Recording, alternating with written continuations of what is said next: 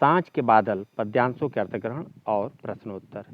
ए अनजान नदी की नावें जादू कैसे पाल, उड़ाती आती मंथर चाल, नीलम पर किरणों की सांझी, एक न डोरी एक न माजी फिर भी लाद निरंतर लाती, सिंदूर और प्रवाल, कुछ समीप की कुछ सुदूर की, कुछ चंदन की कुछ कपूर की, कुछ में गेरू कुछ में रेशम, कुछ में केवल जाल, ए अनजान नदी की नावें जादू कैसे पाल, उड़ाती आती मंथर चाल।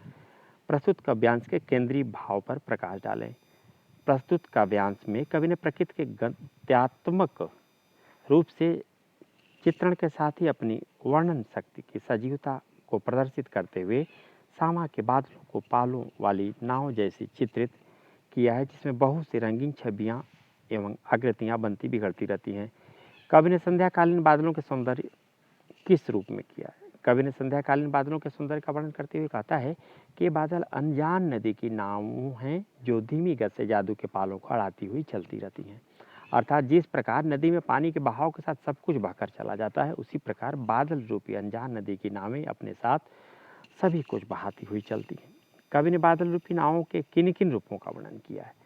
कवि के अनुसार बादल रूपी नावों में विभिन्न प्रकार की नावें हैं। कुछ नावें हैं तो कुछ दूर की, कुछ चंदन की, तो कुछ कपूर की, कुछ गेरू की, तो कुछ रेशम की, और कुछ केवल जाल की, तो दृष्टि को भ्रमित कर बांधने का कार्य करती हैं। प्रवाल और सुदूर शब्दों में से उपसर्ग, प्रवाल में प्र उपसर्ग और सुदूर में सु उपसर्ग है।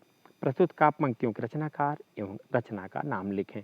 प्रस्तुत काव्य पंक्तियां धर्मवीर भारती द्वारा रचित 7 गतिवर्ष काव्य संग्रह में संकलित कविता सांझ के बादल से अवतरित हैं।